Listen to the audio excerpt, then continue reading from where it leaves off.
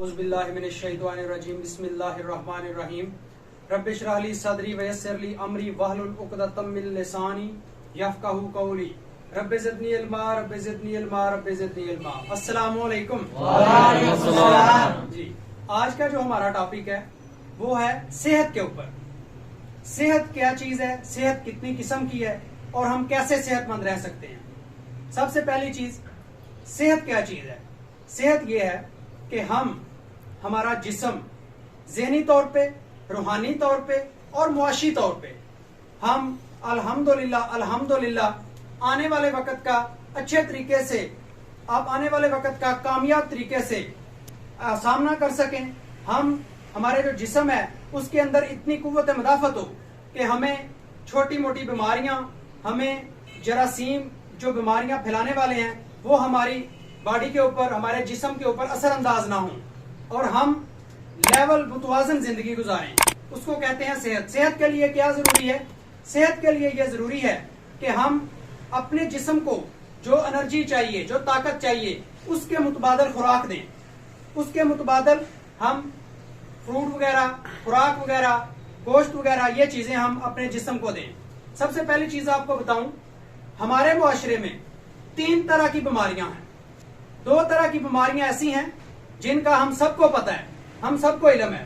पहली बीमारी जिस्मानी बीमारी, दूसरी बीमारी रूहानी बीमारी, नफ्सियाती बीमारी, तीसरी बीमारी एक ऐसी बीमारी है जिसका ज्यादातर लोगों को इल्म नहीं, लेकिन वो इतनी खतरनाक है कि वो 100 में से 90% लोगों में पाई जाती है। वो कौन सी बीमारी है? वो है मुआशी बीमारी। हमारा जरिया मुआश क्या है, हमारी आमदन क्या है।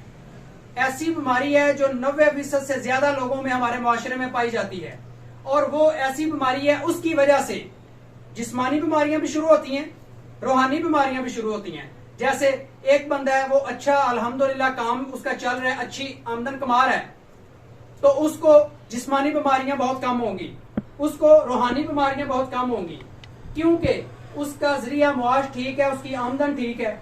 जब आमदन ठीक है तो उसके लिए छोटी मोटी दवाई लेना, डॉक्टर के पास जाना इतना मसला नहीं है। जब वो मुआशी बीमार होगा तो फिर उसके पास पैसे नहीं होंगे।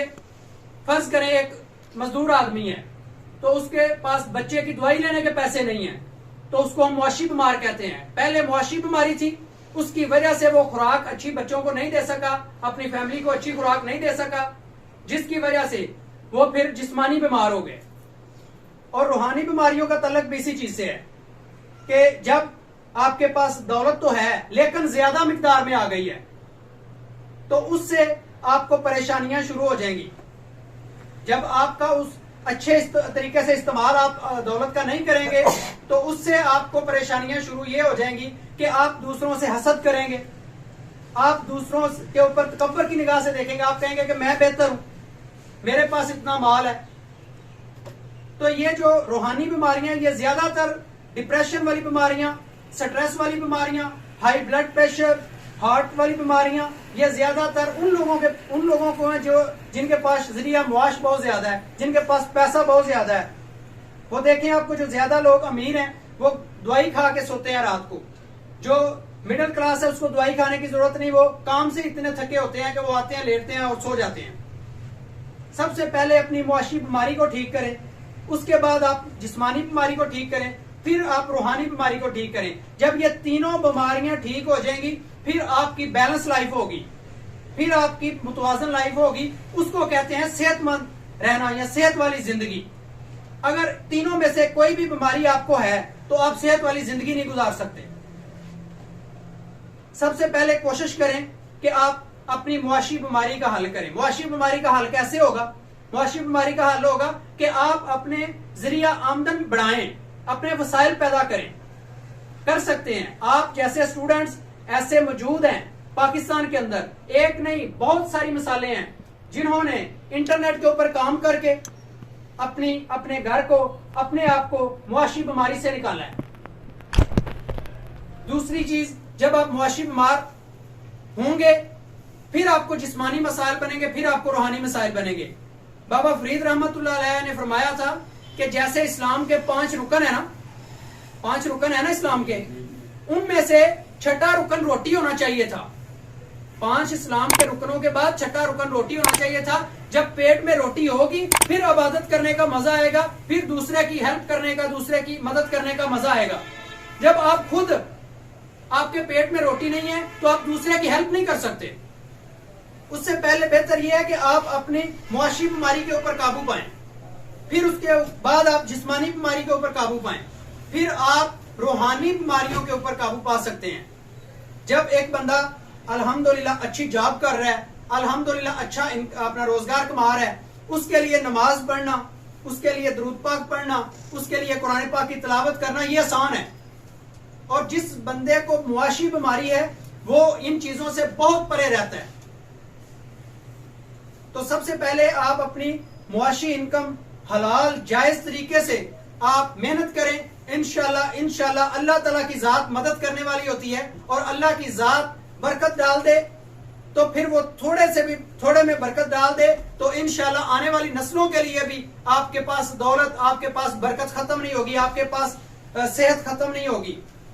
बड़े बड़े आपने लोग देखे जिनके पास पैसा है लेकिन उनके बच्चे कोई मजदूर है, कोई अपाहज है, कोई उनका बच्चा जो है वो पैसे के नशे में, दौलत के नशे में कोई काम ऐसा कर जाता है जिसकी वजह से वो पूरी फैमिली जो है वो जेलों और कचहरियों के धक्के खाती है। सबसे पहले मुआशी बीमारी का हल करें और उसके लिए मेहनत करें, इतनी मेहनत करें कि आपकी कामयाबी चीख चीख के बताए लोगों को कि ये वो बंदा है जिसने जीरो से शुरू किया था और आज ये एक जगह पे पहुंच गया, आज इसका एक स्टेटस है। कभी भी याद रखें, कभी भी जो लोग भी कामयाब हुए हैं इस दुनिया में, मलक रियाज साहब बैरिया टाउन के ऑनर, उनकी मैं कहानी सुन रहा था एक दिन, जब वो रावलपिंडी में रहते थे किराए के मकान में। उस वक्त उनकी बेटी बीमार है और उनके पास इतने पैसे नहीं कि मैं उनकी उसकी दवाई ले आऊं। लेकिन आहिस्ता आहिस्ता मेहनत करते करते करते आज वो एक ब्रांड बन गए हैं। पाकिस्तान में टॉप 10वें नंबर पे उनका नाम है। पाकिस्तान के अगर 10 लोग आप टॉप 10 जो अमीर लोग हैं वो शामिल करें तो टॉप 10 में उनका नाम आता है। ये वो लोग हैं जिन्होंने मेहनत की, नेक नीति से काम किया और फिर वो कामयाब हुए। आज उनको बहुत सारे डॉक्टर उनके लिए काम करते हैं, बहुत सारे इंजीनियर उनके लिए काम कर रहे हैं। सबसे पहले अपनी मुआशी बीमारी, उसके बाद जिस्मानी, उसके बाद रूहानी, इन बीमारियों के ऊपर काबू वो बंदा पाएगा जिसकी आमदन अच्छी है, जिसका वसाइल, जिसकी इनकम उसको अच्छे तरीके से सपोर्ट कर रही है। एक फर्ज करें जो आम आदमी है वो उसकी वसाइल अपना कम है, उसकी आमदन कम है, तो उससे क्या होगा? उससे वो अच्छे तरीके से नमाज नहीं पढ़ सकेगा, अच्छे तरीके से तिलावत कुरान नहीं कर सकेगा, क्योंकि उसको पता है मैंने सुबह जल्दी निकलना है, काम पे जाना है। तो जिसके पास निजाम अच्छा चल रहा है उसको पता है कि मुझे टाइम मिला हुआ है, मैं सुबह घंटा जल्दी उठ के आराम से नमाज पढ़ने के बाद तिलावत भी कर सकता हूँ, वज़ाइफ भी कर सकता हूँ। उसके लिए आप कोशिश करें, रूहानियत के लिए आप टाइम निकालें, कुछ ना करें, सिर्फ और सिर्फ ईमानदारी के साथ, सिर्फ और सिर्फ आप मुस्तकिल मजाजी के साथ 10 मरतबा सुबह दरूद पढ़ के आए, सिर्फ 10 मरतबा। और नमाज के बाद जब तक 10 मरतबा दरूद ना पढ़ लें तब तक उठे ना। कोई बड़ा काम नहीं है, छोटा काम, लेकिन उसके साथ मुस्तकिल मजाजी को मिला लें। अगर आप मुस्तकिल मजाजी को मिला लेंगे तो कुछ अरसे के बाद वो जो दरूद पाक आप पढ़ते हैं उसकी बरकतें आपको महसूस होंगी और इंशाअल्लाह महसूस होंगी। मैं अपनी बात आपको बताता हूं कि मैं अल्हम्दुलिल्लाह कोशिश करता हूं कि सुबह 100 मरतबा दरूद पाक पढ़ लूं। कभी कभार रह भी जाता है लेकिन कोशिश यही करता हूं। अगर नहीं पढ़ा गया फिर दिन को किसी वक्त पढ़ लूं, दिन को नहीं पढ़ा गया तो रात को किसी वक्त पढ़ लूं। कोशिश करें कि 10 मरतबा दरूद पाक की आदत बना लें। इंशाअल्लाह आप तीनों बीमारियों से आजाद हो जाएंगे इंशाअल्लाह। कोशिश करता हूं कि इंशाअल्लाह आप अमल करेंगे और इंशाअल्लाह आपके इल्म में भी इजाफा हुआ कि 3 किस्म की बीमारियां, सबसे पहले मुआशी बीमारी, जिस्मानी बीमारी, रूहानी बीमारी, और इसके ऊपर हम मजीद इंशाअल्लाह बात करेंगे। और कोशिश करता हूं कि आप लोग जो टीनेजर हैं, आपके जहन में हम ये डाल रहे हैं कि आप अपने वसाइल के ऊपर तवज्जो दें, मसाइल के ऊपर तवज्जो ना दें। कि मेरे वाला साहब ये नहीं कर सके जिसकी वजह से मैं गरीब हूं, या मैं बहुत कुछ करना था, मेरा घर गरीब है, मैं गरीब घर में पैदा हुआ हूं। आप वसाइल के ऊपर तवज्जो दें, इंशाल्लाह मसाइल हल हो जाएंगे, और वो होंगे इंशाल्लाह दरूद पाक की बरकत से इंशाल्लाह। तो उम्मीद करता हूं कि आप इंशाल्लाह दरूद पाक पढ़ेंगे और उस दरूद पाक की बरकत से आप तीनों बीमारियों से इंशाल्लाह निजात पाएंगे।